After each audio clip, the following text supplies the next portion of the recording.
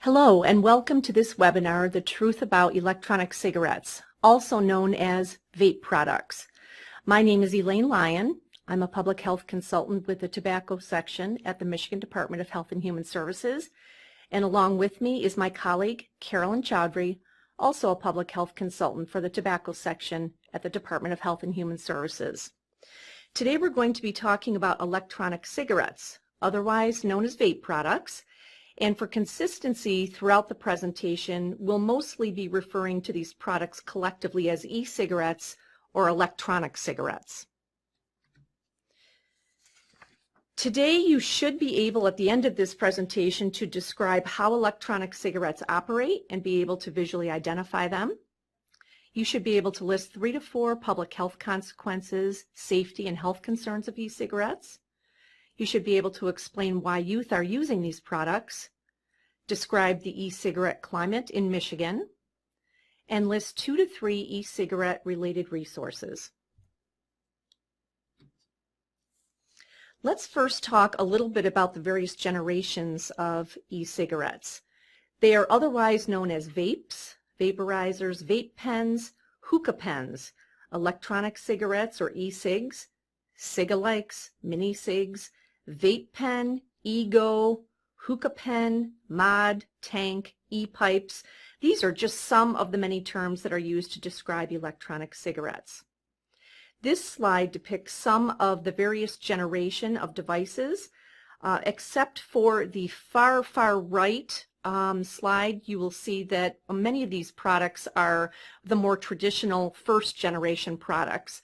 So for instance, the tanks and the mods, the disposable e-cigarette, those are more of the first generation, which were originally designed. The center slide, which is showing the rechargeable e-cigarettes, and then the far right slide that you see there are more of the new generation products. These products use e-liquid or pods that contain nicotine. They also contain varying compositions of flavorings, propylene glycol, which is a liquid alcohol used as a solvent in antifreeze and in the food, plastics, and perfume industries, vegetable glycerin, which is a colorless, sweet-tasting liquid used for flavoring in the e-cigarette, and various other ingredients. What happens is the liquid is heated into an aerosol that the user then inhales. Many newer e-cigarettes on the market have nicotine salts in the e-liquid, which allows very high levels of nicotine to be inhaled more easily and with less irritation than free-base nicotine, which is actually in traditional cigarettes. So this is a pretty big problem for the adolescent brain, because we know that the more nicotine the adolescent brain gets, the more nicotine receptors actually develop in their brains, and that increases the likelihood for addiction and more trouble quitting later on in life. E-cigarettes, as I mentioned, are manufactured to look like conventional cigarettes as far as the old generation goes, and some, as you can see, resemble pens, flash drives, or other everyday items. The larger devices, such as the tank systems or the mods, don't really bear any resemblance to cigarettes, but they can be easily customizable. And what you should know is that school administrators and local law enforcement have had to confiscate a lot of these products. And so if you're doing training on these various products, you may have the chance to get some of them from those administrators or the local law enforcement officials. So let's take a look at how the e-cigarette is actually manufactured. E-cigarettes, as I mentioned, are products that allow the user to inhale aerosol containing nicotine and other substances. They're typically composed of a rechargeable, battery-operated heating element, a cartridge that contains nicotine or other chemicals, and an atomizer that, when heated, converts the contents of the cartridge into an aerosol. Now, pod systems such as the Juul work the same way, but we'll talk about Juul a little bit later. The term vaping is not accurate.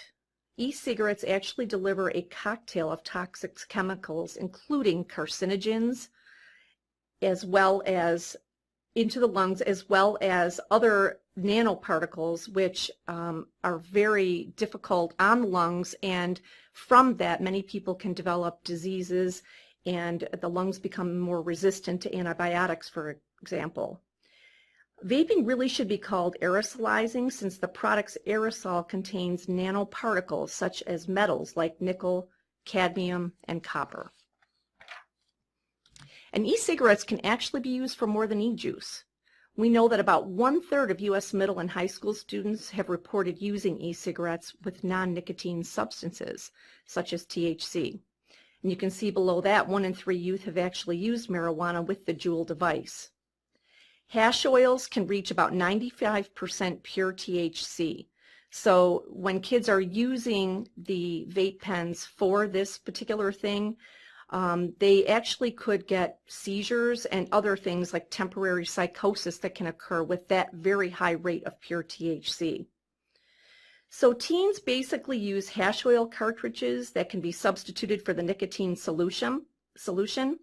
Kids are also learning to make their own by dissolving hash oil or THC in glycerin or vegetable oil, or they can even steep the leaves in a liquid, kind of like making tea with tea leaves, and then they vaporize that liquid.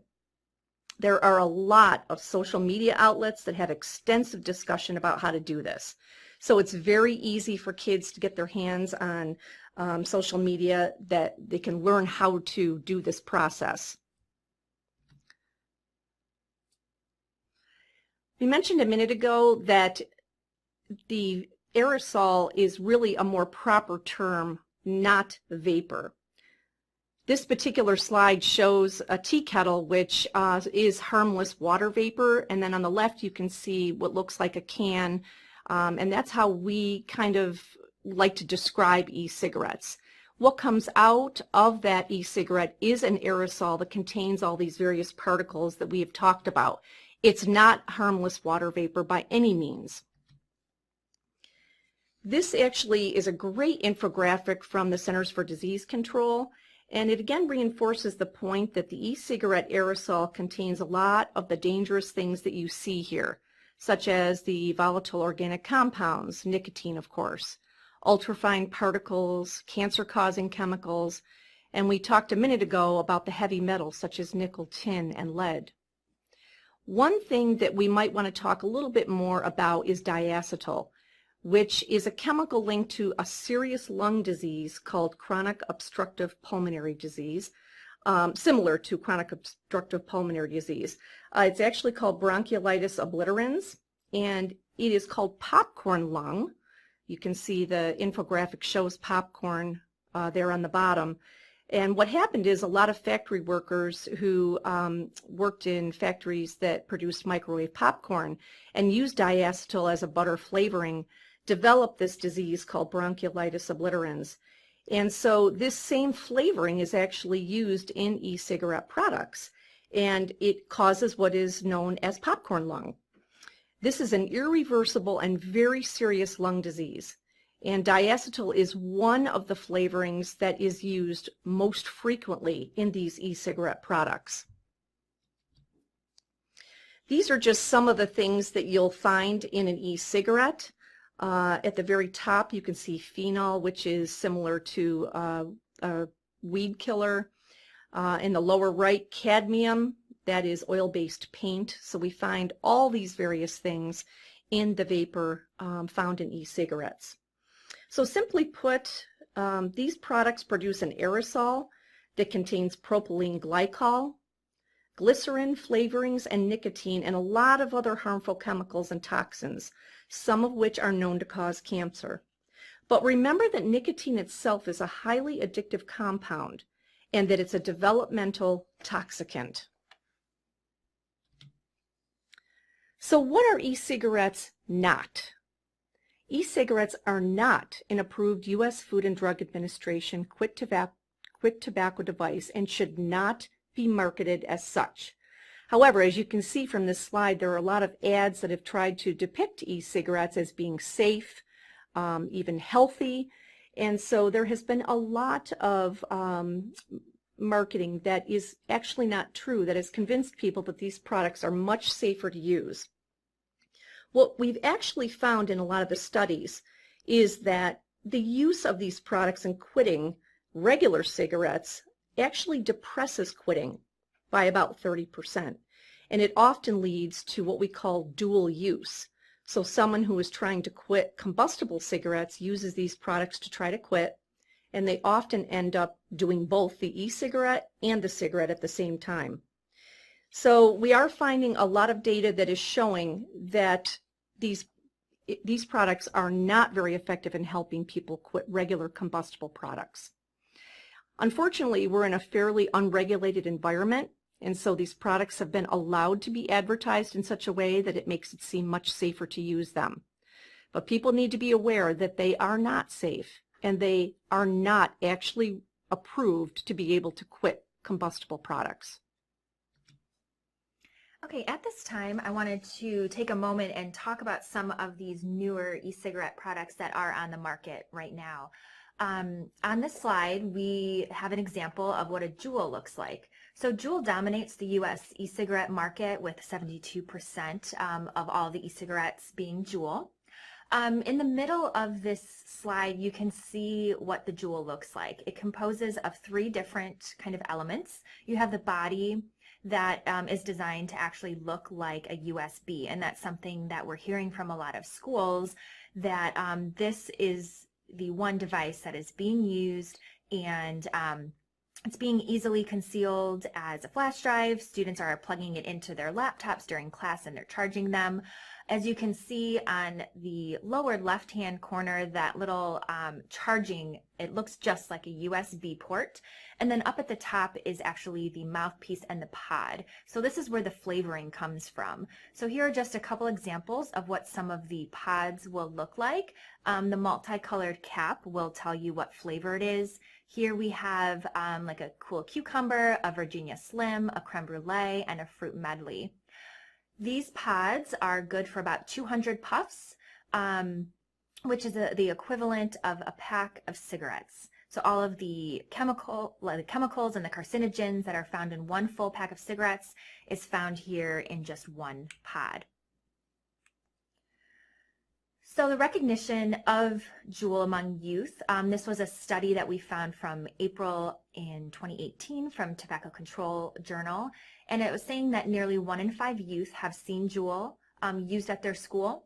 They said that it was really easy to obtain Juul, and most of them were not even aware that Juul pods always contain nicotine. So that's something we're also going to talk about a little bit later with some of the common myths that youth and young adults think are true about these products.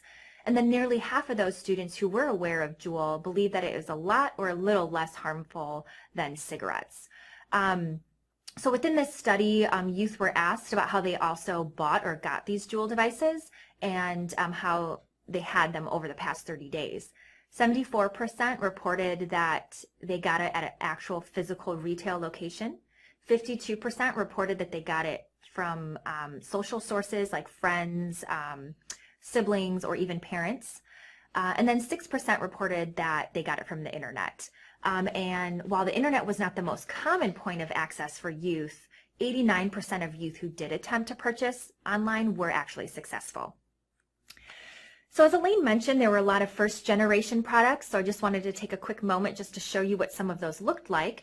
The slide on the left is one of the first generation, as I said, e-cigarette, the Mark 10. It looks very similar to a cigarette, and the size is also very comparable to a cigarette as well. And then the image to the right shows a variety of disposable e-cigarettes. So the Lava brand comes in a variety of flavors. You know, there's hundreds of flavors here. There's a cherry, grape, vanilla, and I believe another cherry here. This gives the user about 800 puffs per use, and then the cost of these disposable products range from about $5 to $8. This next product is the Tank. Elaine had mentioned that this one is not very popular. It was popular when e-cigarettes first did hit the market. It's a lot heavier and a little bit harder to conceal.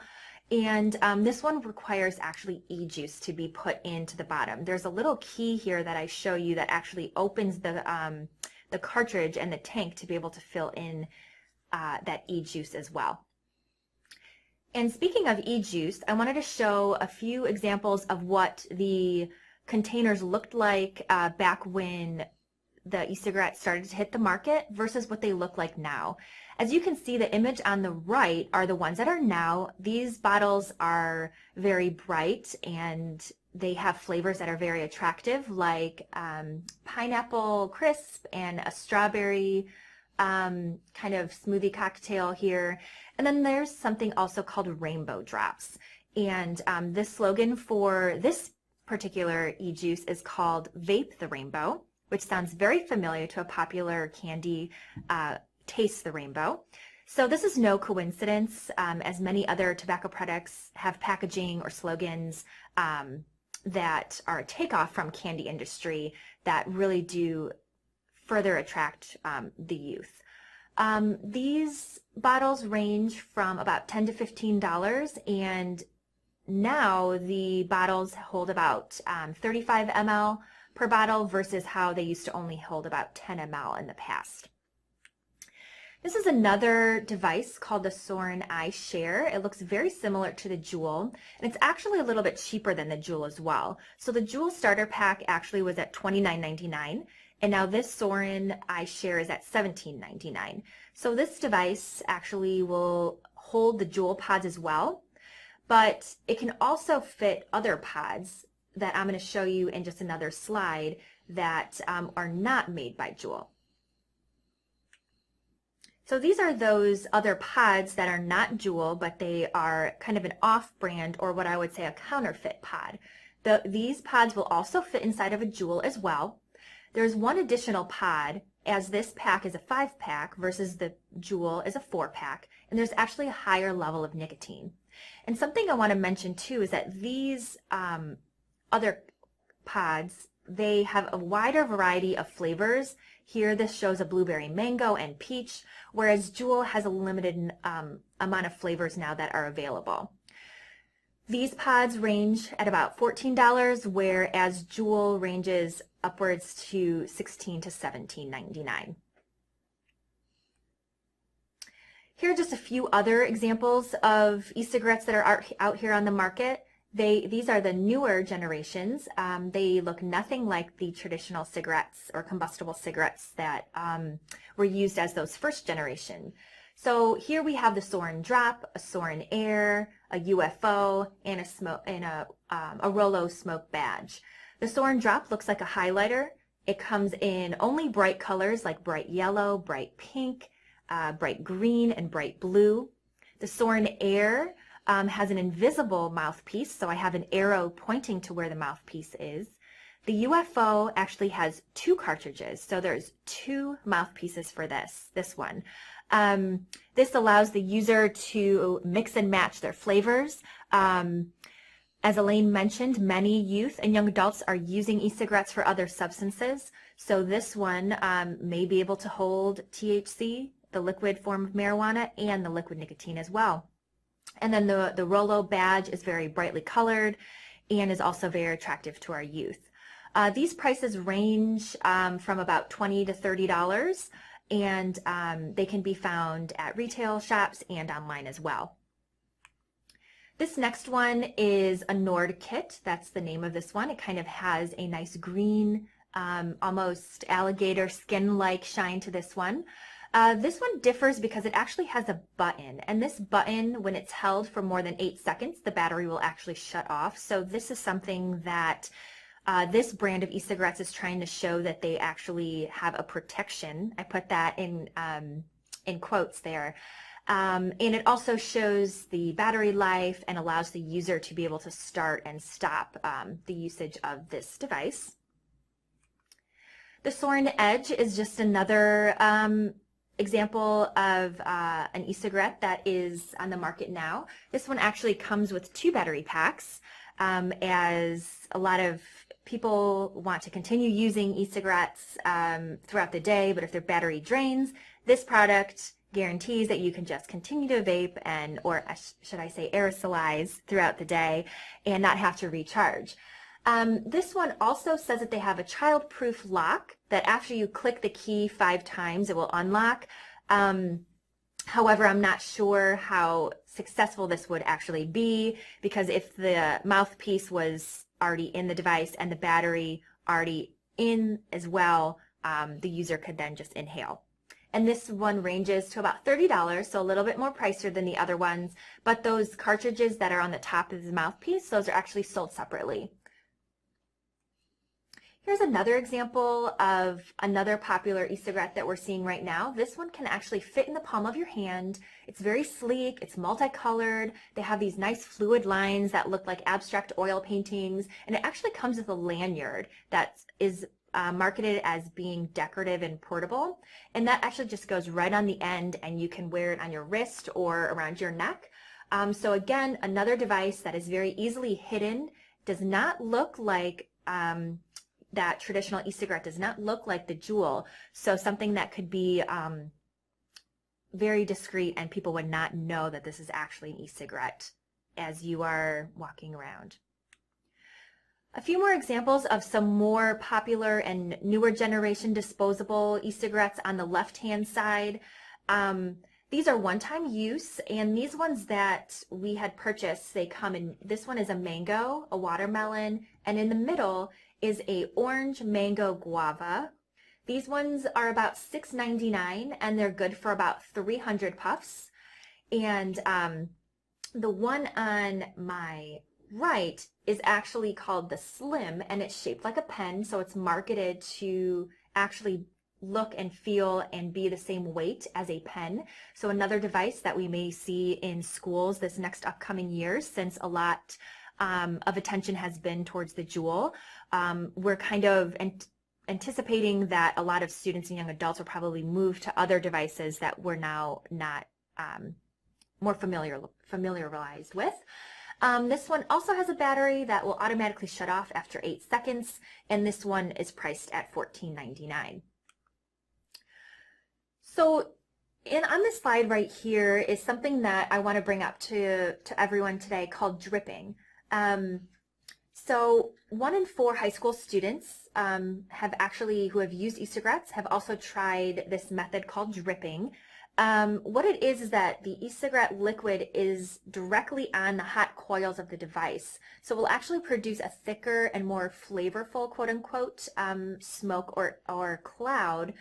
And this actually differs because the liquid is much hotter, so it's actually going to expose the user to higher levels of nicotine or any other substance that's being used.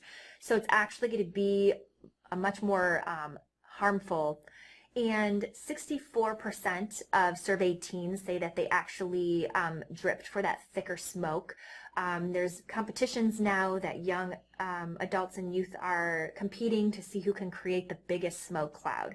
So again, we have users inhaling at a longer, more forceful rate to then be able to produce this cloud to be able to win these quote-unquote competitions. I wanted to take a moment as well to highlight just a few of the devices that are more commonly used with marijuana. This one on the left is called the Puff-It. It looks just like an inhaler. And this one is priced at about $120. So we may not be seeing it as frequently, but this Puff-It, you can use it and smoke just about anywhere, anytime, with no one ever noticing. Someone may just think that you're taking your inhaler at the moment. And then the one on the right hand is called a Zigzag, and this one actually is also used for marijuana, but more specifically with the wax.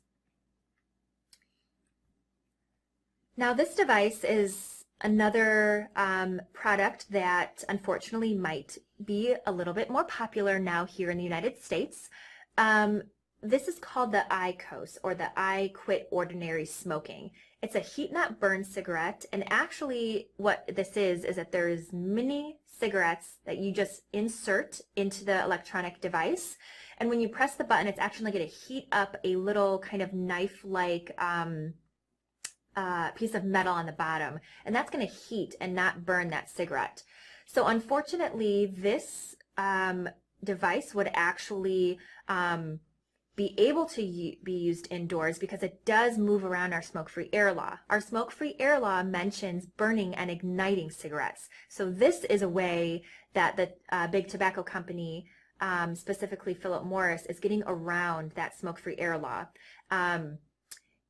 And so kind of just keep your eye out. This could be another device that's going to be very popular here in the US, as it was just became authorized to be sold in the US. So I wanted to bring your attention here to another image that we had gotten from the CDC. This is a great infographic. It's a good one for back to school. It says teachers and parents that USB stick might be an e-cigarette. So this has great little points about, you know, what it looks like. It could be used in schools. Remembering that tobacco in any form, including these e-cigarettes, are unsafe for youth. Reminding us that the high dosage of nicotine that our youth and young adults are getting are very high levels and can be addictive for that developing brain. I want to draw your attention now to a 2017 e-cigarette data that we have for adults here in Michigan versus what is being reported in the United States. Current e-cigarette users, we are here in Michigan a little bit higher at 4.9% versus the US average. A former e-cigarette user, again, in Michigan, we're at 17.4%, which is higher than the United States average. And then people who have never used an e-cigarette, we are at 77.7%, which is a little bit lower than the US data. And we did get this data from the US Behavioral Risk Factor Surveillance Survey, which is the USBRFSS. And as you can see, we're a little bit higher rate of current e-cigarette use among adults than the national average. I wanted to show everyone as well a 2018 National Youth Tobacco Survey. This is just showing that there is a increasingly alarming use between the time from 2017 to 2018 amongst middle school and high school students. On the bottom left, you can see that there was a 78% increase among high school students. And then also in middle schoolers, we have a 48% increase among middle school students. Right before the 2017 holiday season, our Surgeon General actually came out and declared that e-cigarettes was an epidemic among the United States. So what we did over at the tobacco section at MDHHS was that we pulled together data from MiFi, which is the Michigan Profile for Healthy Youth, and we collected on county level data from the 2015-16 school year to the 2017-18 school year. As listed here, you can see that there was a rate of increase in every single county that we have highlighted. We have now increased our county data to almost about 36 to 40 counties, but I wanted to just highlight some of these original ones that we looked at. We can see here that there were actually a few that had more than 100% rate of increase, and our smallest, I want to say in quotes, because any rate of increase is very important and very large for us, we saw that was at 29%. So still a very, very large increase that we're seeing here in Michigan as well. And as Carolyn mentioned just a few moments, the youth e-cigarette use is rising really at epidemic levels. And as she mentioned, our own U.S. Surgeon General Jerome Adams actually did make a declaration last December declaring that this is a public health epidemic among youth. So this infographic is depicting a couple different things. On the left, we've talked a little bit about how this can cause the developing brain of an adolescent to develop more nicotine receptors. And as we know that as nicotine addiction, it can actually strengthen as these receptors become on the increase in the brain, and it can prime the adolescent brain for future addictions to other things. So it's very, very important to note that these products are absolutely not safe for youth. And again, just a little bit of a reiteration in the middle there about how the surge of e-cigarette use is epidemic in nature. And then a couple things on the right that we can do to try to help prevent youth from using e-cigarettes. It's important to know what the risks are and to be able to talk to youth about the dangers. And similarly, as adults, we really need to be tobacco-free to demonstrate that good role model example. So bottom line, nicotine is very dangerous for young people whose brains are still developing. We know that it changes the way that the brain synapses are formed, and it actually harms parts of the brains that control attention, impulse control, and learning as well. So very, very important to understand the risks. And again, this slide just shows a couple more things as it relates to the adolescent brain. We actually know that the human brain matures around age 25 or 26, and that nicotine addiction, again, is more likely the earlier that one initiates. We mentioned a moment ago that there are some negative aspects of being addicted to nicotine, including such things as mood disorders, learning problems, and so on. We also know that because youth, when they initiate earlier, it's much likely a problem for them when they want to quit later on in life. The earlier one initiates, the harder it is to quit later in life. And again, the earlier that someone initiates any type of tobacco use, the more likely they are to become addicted. That's why we see a lot of states in the United States right now passing laws that raise the age of purchase for nicotine products to 21, which really is still a bit low considering that we know the human brain matures at 25 or 26.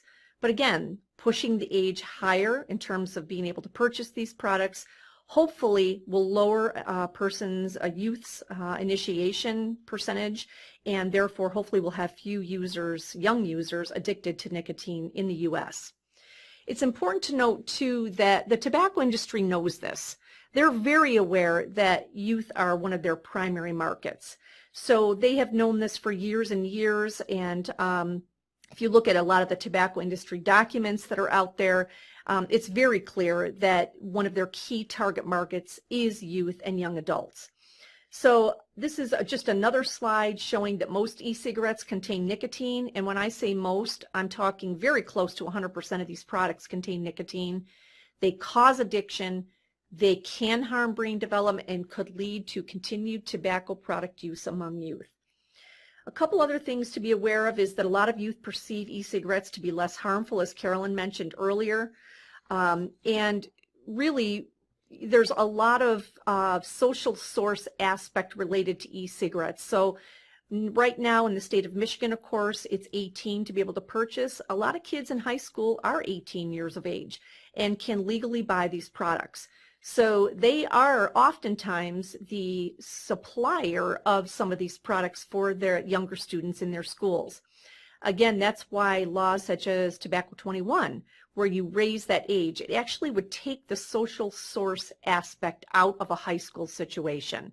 So again, trying to stop youth from initiating these products is very, very important, knowing that the brain is still maturing and they're more likely to become addicted.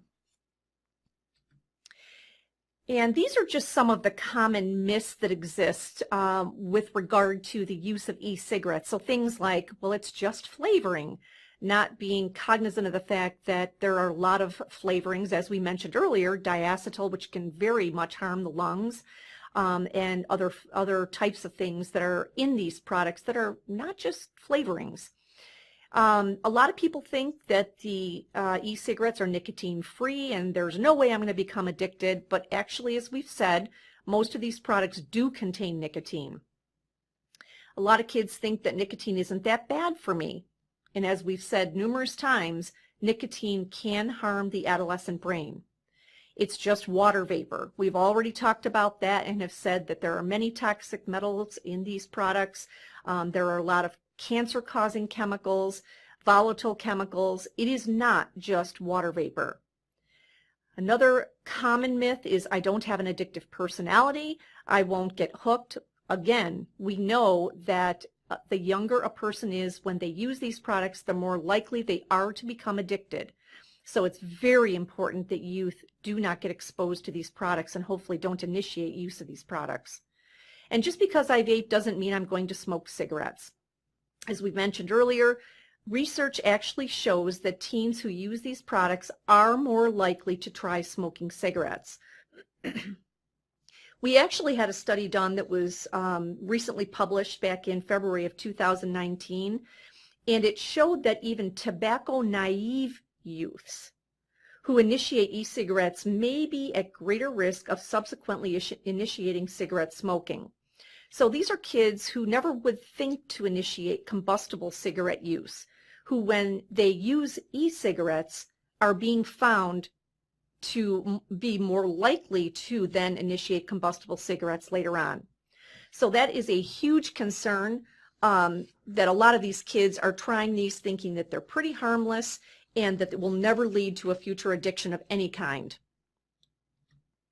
So why do we have this rise in e-cigarette use? There are a number of reasons. I mentioned earlier that the tobacco industry is very aware of the youth market and is constantly trying to come up with new ways to sell these products to youth as well as other segments of our society, including racial and ethnic populations, the LGBTQ community. But youth are a prime target for the tobacco industry. The flavors, as Carolyn has talked about, in e-cigarettes are very numerous. And if you actually open a bottle of e-juice, you can smell the lovely flavor. And I've often said that just smelling that flavor makes me want to drink the liquid. So Carolyn will talk in a little bit about some of the safety concerns around these products, but it certainly is one of the major reasons that youth have started using e-cigarettes is because of the multiple and wonderful smelling and tasting flavors. And then the lack of regulation. So because these products are largely unregulated, although I will say the FDA, Food and Drug Administration, is moving in the direction of being able to do some regulation around these products, it has been rather slow at times. So a lot of these products have been able to come on to the market and really flood the market in the last couple of years without any sort of regulation. So this unfortunately has allowed the industry to grow really at exponential rates over the last couple of years. And a lot of it has targeted our youth through various forms of advertising and social media and the like. Let's just talk for a moment about some of the flavors that we are seeing. There are thousands and thousands of e-juice flavors and pod options that are available for e-cigarettes. During the one-year period between 2017 and 18, among high school students who used e-cigarettes, the use of any flavored e-cigarette, including menthol, increased. So we know that flavors in tobacco products are problematic because they're appealing, and they're actually listed as one of the top 3 reasons that youth use e-cigarettes. The other thing you should be aware of is that kids whose first tobacco product is flavored, they are more likely to become current tobacco users than those whose first product was tobacco flavored. So I mentioned just a few minutes ago that the FDA, the Food and Drug Administration, is starting to step in and do a little bit more regulation. They've actually proposed a step to curb youth use of flavored electronic cigarettes.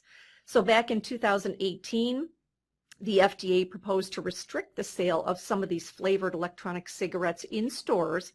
However, they did not ban mint and menthol as well as tobacco flavors.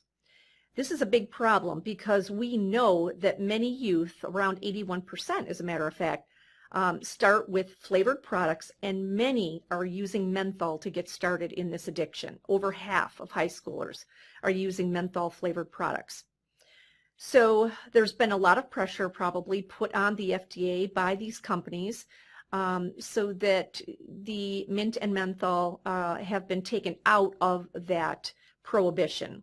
We know also that the tobacco industry markets very heavily, as I mentioned, to a number of communities who use these products, and that includes youth. So right now we have this ban that is in effect for these various flavors with the exception of mint, menthol, and tobacco. But really what we want to make mention of is that the best solution, the best strategy would be to ban all of these flavored products. And these products are also very trendy in nature. As you can see from some of the pictures here, these depict a lot of the older generation devices. And what was really effective in getting youth started with these products is the sequins, the way that you could customize the tanks and the mods and the pens in various ways, whether it be color or wraps or sequins, things dangling off of these items. So young people are clearly the target for these products in the market. And we also know that there's a lot of social media marketing that's going on. E-cigarettes make frequent appearances on social media news feeds and timelines. And most recently, Juul has relied heavily on social media to market and promote their products. We actually know that back in 2015, Juul spent more than $1 million to market its product on the internet, according to one study that we read.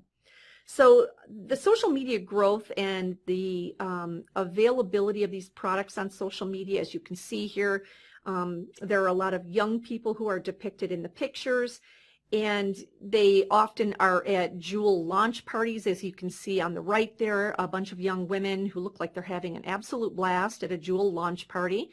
And then they put that on social media and their friends see it and wonder what they're all about. And of course, we know that that breeds further use of these products. So if you look at the advertising that goes into social media by the various e-cigarette companies, you will see that these products are heavily advertised on the various social media websites. There are tweets happening all the time, and I know that Carolyn had mentioned last week that she was on social media and had seen that there were about 8 million tweets in one day with regard to the social media campaigns that were going on. So we're well aware that these companies are using social media to market to our youth. And in fact, here are some more images from the social media that actually is happening around these products. The companies, as you can see here, use a lot of celebrities, including DiCaprio here on the lower left. The woman on the right is a very top-level model, Bella Hadid, who did an actual live video feed using an e-cigarette. Of course, we know, and then the gentleman in the top left is a person from Iran who is, very well dressed and using one of the products. So these are very attractive to our youth, and we know that the companies focus on these people, getting them to be influencers within the young adult market. So it's very important to realize that our kids are seeing this type of marketing all the time. One item of note, I did hear that Bella Hadid was asked to remove this particular post after there was some flack over it. But again, the damage was done, and it's really important to note that these people are actively engaged in using and promoting these products, and when young people see them, it is very attractive to them. And of course, what do they want to do but model themselves after some of these folks and begin using themselves. Targeted marketing is also another thing that is happening quite regularly with these products. As you can see here, we have a lot of young people in the lower right who are carrying signs advertising various products.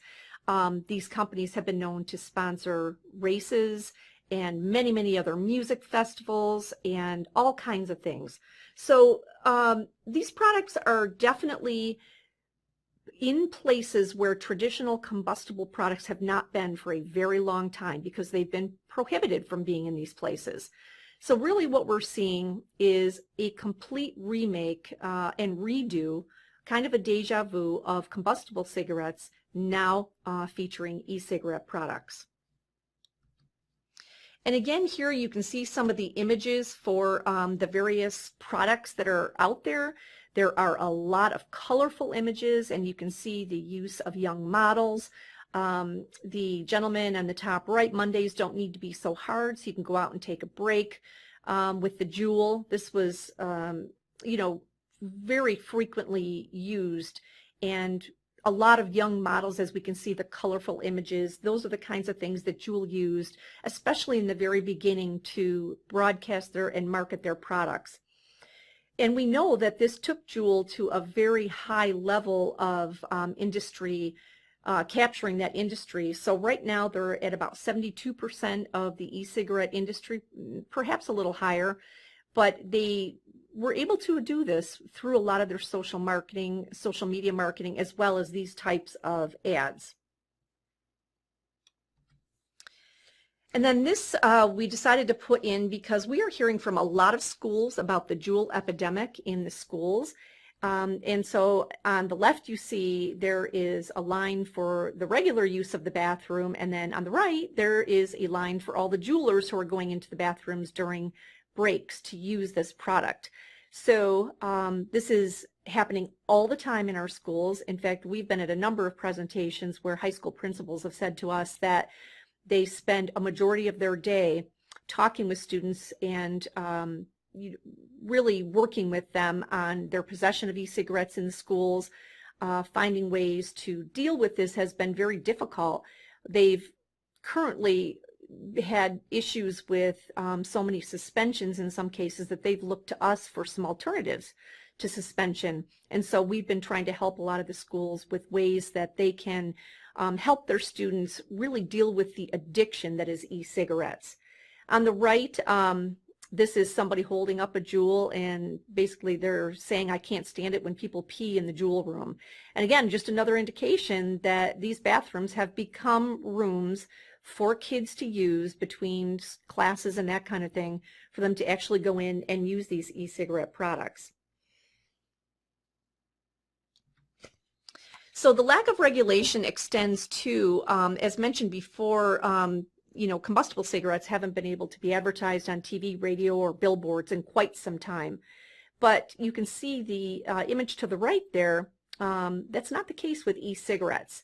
This is a display of the NJOY e-cigarette, and next to it you can see candy. So just think about the kids who are walking into this retail environment, who are seeing e-cigarettes while they reach for their favorite candy bar or pack of gum. This is deliberate, and tobacco industry pays for placement in various retail locations. It is no accident that signage is placed at eye level when kids walk into retail environments.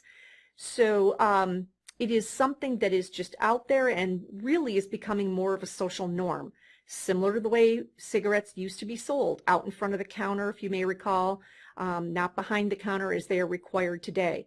E-cigarettes, because of the lack of regulation, many of them are on the counter, out in the store, and easy for youth to see, touch, and then smell and become attracted to. So we know that advertising and flavors and a lot of things, but particularly those two things, have really given rise to the youth e-cigarette use. So the lack of regulation, the point of sale opportunities in the retail environments, all of these things have influenced youth in ways that bring them to think that these products are very attractive and that they want to try them. All right, so now we're going to talk a little bit about the health concerns.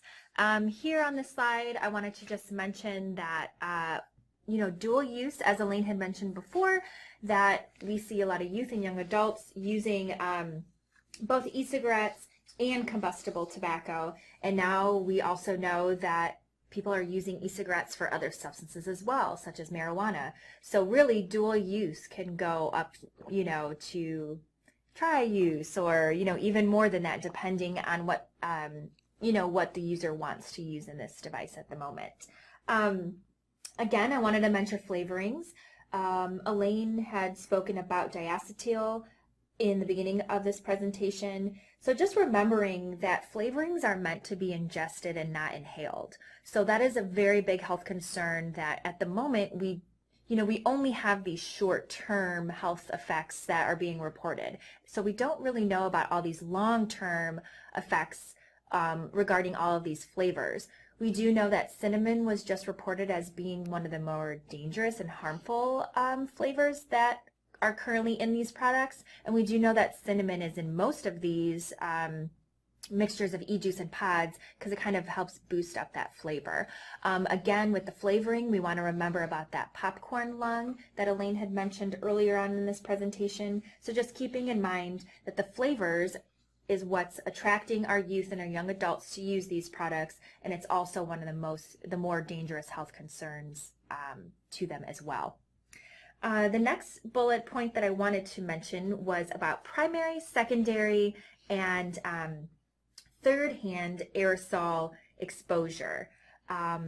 Primary exposure is when the user is using, so they're getting those health effects right away themselves.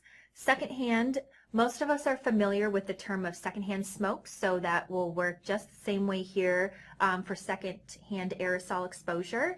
That would be if I was using one of the e-cigarettes right now, and if I was to blow out the aerosol cloud, Elaine sitting here next to me would get those secondhand effects from everything that was in that smoke cloud that Elaine had mentioned earlier on in the presentation. Remembering that those things are chemicals and carcinogens that would be affecting someone who would be next to me if I was using.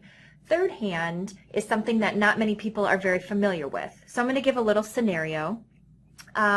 And kind of taking it back to tobacco as well with cigarettes. So let's say if I was to go outside and use a cigarette or an e-cigarette and then come back inside, and I was to ride an elevator up with somebody. We're all kind of a little familiar with kind of smelling that smell after someone has smoked, even if they're not currently smoking in front of you. So third hand is kind of that residue that lingers after someone has used a cigarette or an e-cigarette. So that third hand aerosol exposure is it's kind of like that smell that you would get from being next to someone in the elevator, but you would still also get those chemicals and carcinogens. Just for an example, if I was to also use the product inside this room, and then after this webinar today was finished, we leave the room, but then there's another group of people who come in and want to use this room. So everything that was in that cloud has to settle, so all the chemicals and carcinogens will actually leach onto the table, the microphone I'm having here, the seat, the carpet, the walls. So that third hand exposure is going to continue to kind of release those toxins and chemicals for years to come afterwards. So here are just a few of the health concerns that were reported to the FDA. We have heard reports of pneumonia, asthma, cardiovascular disease, skin disorders like contact dermatitis, oral health concerns like mucosal lesions, disorientation, seizure, hypotension, and there's many others, but these were just some that we wanted to bring to your attention here today. I'm going to move now to the safety concerns regarding and surrounding e-cigarettes. This image here shows a picture of someone who was actually charging their e-cigarette in their vehicle, and that that middle console there actually exploded. So the charger and the device had a misconnection and it actually exploded. So that is an image of an actual device that exploded in a vehicle. We're also hearing about fires, poisonings, and even hazardous waste. So e-cigarettes are actually being treated by users as they would a cigarette. So like I'm talking about like those disposable e-cigarettes, or even the pods and the cartridges. Once someone has completed using them, they're throwing them out the car window, they're throwing them onto the sidewalk. But unlike cigarette butts, they don't squish underneath the tires, and so instead they're actually going to puncture them. So this has been reported that many flat tires and some accidents have actually been caused by the waste and litter of these products as well. So something that is very important, this slide is an infographic from the Children's Safety Network. Listed here are symptoms that can occur from nicotine exposure or poisoning. So we want to be aware that the onset of these symptoms occur very quickly. For example, one of the symptoms is seizures, and that can actually occur within the first 20 to 30 minutes and be deadly, unfortunately. So due to the smell of the flavorings and this liquid nicotine, as Elaine had mentioned, many youth and even just small children and infants are actually ingesting this liquid nicotine, and there has been deaths as a result. It's very important to note that less than a fourth of a teaspoon of 1.8% concentrated liquid nicotine can be found fatal in a 50-pound child. This will alter the amount of the teaspoon measurement depending on the concentration of the liquid nicotine that's being used, and also the weight of the child or adult for that matter may be using. So this is why we like to put the poison control help number up, because if you see any of these symptoms or if there is a spill, we would want to call poison control right away. Again, that number right there, 1-800-222-1222. I highly recommend, if you work with youth or young adults or anyone for that matter, to input this number into your phone at this time. This is also an image coming from American Association of Poison Control. There's been a lot of data collected throughout the years about electronic cigarette and liquid nicotine cases. Here it shows from 2013 all the way to present. I want to make note that you can see the spike that has been called in to poison control at 2014. Also make note that Juul did kind of hit the market around 2015, so that's why we're seeing also a little bit more spiked from 2013. And then for your attention for 2019, there's 635 cases that have been reported only for the months of January and February. So in 2 months starting this year, we've already seen a very large number of calls being reported to poison control. This image is one that we always like to show. This is an image of a New Mexico man's C1 vertebrae. What happened was that they were using this e-cigarette and the cartridge actually lodged and exploded while use. And right in the middle, you can see the cartridge in that bright white format right there. And luckily this individual lived. However, not everyone is as lucky. As in February of this year, a young Texas man at the age of 24 was using a device. It exploded and it actually nicked his carotid artery. And so he was not as fortunate and he actually died on the scene. This other image was just from actually about a couple weeks ago. This is an image of a teenager who actually was using this device, and as he was using it, it exploded. His mother actually had purchased this e-cigarette for him because she thought that this would be a great way for him to kind of stop using combustible cigarettes. He suffered extensive wounds to his mouth, missing teeth, and a broken lower jaw, and doctors actually compared this explosion to a close-range gunshot wound. And this case actually appeared in the New England Journal of Medicine as well. So Elaine had mentioned a lot of the social concerns, so I won't go too much further into this. Just, pointing out that, they're playing out of Big Tobacco's playbook. They're back on TV. It's in the workplace, in our schools. They're showing us false health claims, and it's really aimed towards the youth. As you can see here, Santa Claus is actually promoting that he doesn't always vape, but when he does, he chooses the Vapor Shark. And another thing that is really important to remember that Elaine will also mention is that all of these products currently in Michigan do not fall under our smoke-free air law, so they are able to be used indoors, which is why this woman here is saying, hey, smoking ban, I can use these products inside.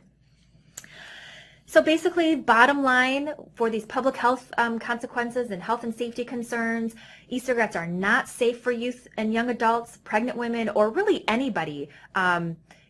So if you've never smoked or used any other tobacco products or even used e-cigarettes, do not start. And scientists still have a lot to learn about these e-cigarettes as they're very young in their studies here in the U.S. Okay, let's talk a little bit about the federal regulation of these products as well as what is going on in the state of Michigan. The Food and Drug Administration previously had not been regulating the manufacture of e-cigarette components and parts until August 8th of 2016, when the FDA began regulating all tobacco products. What's important to note here is that at the federal level, these products have never been able to be sold to anyone under the age of 18, and they are also defined as tobacco products. This is very different than the way we see it in Michigan. So again, under the FDA deeming rule, I mentioned no sales to persons under the age of 18. They heightened their age verification situation by requesting photo ID. There were no sale of tobacco products in vending machines or free samples. So there were some restrictions put on e-cigarettes at the federal level at that time in 2016. In Michigan, because of the federal law or the FDA deeming rule, which prohibits retailers from selling e-cigarettes components and parts since 2016, that became law back then, and this rule has also applied in Michigan. So since that time, there have been no sales legally. There should be no sales of electronic cigarettes, their components and parts, and that goes along with the federal deeming rule, which was established in 2016. However, electronic cigarettes in Michigan are treated differently. And as recently as June 4th of 2019, we had the passage of Senate Bill 106 and Senate Bill 155, which basically what these bills do, well, what SB 106 does is to define e-cigarettes in a different way than the way that the Food and Drug Administration classifies them. They're defined separately from tobacco products. Remember, I said that the FDA deeming rule defines e-cigarettes as tobacco products. Not in Michigan. They are classified as alternative nicotine products, vapor products, and the like. So as Carolyn mentioned, they do not fall under the guidance of the smoke-free air law. We'll talk more about that in a minute.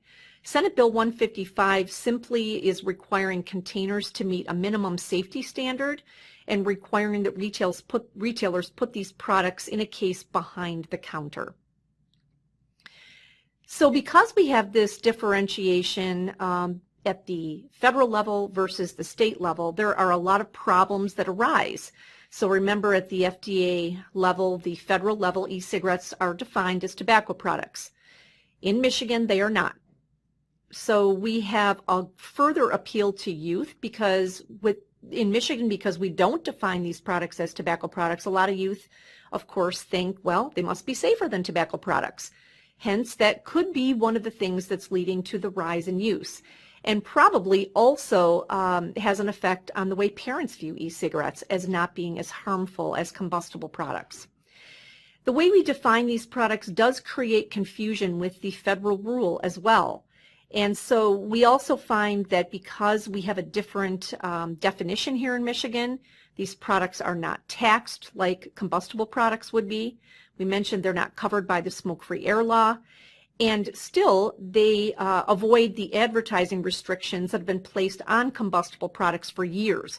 As we mentioned earlier, they're still on TV. You hear it advertised on radio, social media, and so on. If you see a retailer who is actually selling to youth under 18, there is a number that can actually be called, and you can see it here on this poster. This is something that the FDA put out a couple of years ago, but it still applies today. And this is a very great poster to have handy. The number as well is something that you can have handy to report any violations. Even though electronic cigarettes don't share the same definition in Michigan as they do at the federal level, there are a lot of things that local entities are doing to curtail the use of electronic cigarettes. So we are working with numerous locations who are trying and have passed tobacco-free parks policies, beach policies, other outdoor locations such as bus stops and the like. So locals can do things that put higher restrictions in place with regard to e-cigarette use. A lot of bars and restaurants prohibit their use indoors. And then, of course, schools have tobacco-free policies. Many of the schools in Michigan include e-cigarettes in their tobacco-free campus school policies. There are a number of other things that can be done by you, our listeners, and that includes support for increasing taxes on these products and using money to prevent tobacco use, as well as dedicate some of that money to quit programs. You can look at including e-cigarette products in indoor smoke-free air laws, as well as outdoor clean air policies, and work with your schools to make sure that they have these comprehensive tobacco-free policies, which include e-cigarettes. You can educate your communities and circles of influence about these products and use youth to spread the message. They are a great group of people to take your message to decision makers and stakeholders in the community. Have retailers put these products behind their counters. Make sure if you're a health professional that you're asking youth as well as all your patients about e-cigarette use during their visits with you. And keep us informed of what your actions are doing. We are here to help, and we can provide a lot of technical assistance to assist in all these different capacities. Last, I'm going to turn it over to Carolyn for a few quick resources that we'd like to mention to you. So the first one here is a very new program that we have here in Michigan. It's called My Life, My Quit. It's a quit tobacco and vaping program for youth and teens. It's the first comprehensive program designed. It was actually designed by youth for youth, so it's great that all the messaging and the promotional ads and all that, we know that it will be something that would catch our youth's eyes. There are 5 real-time coaching sessions that you can get via live text messaging, online, chats, or calling in.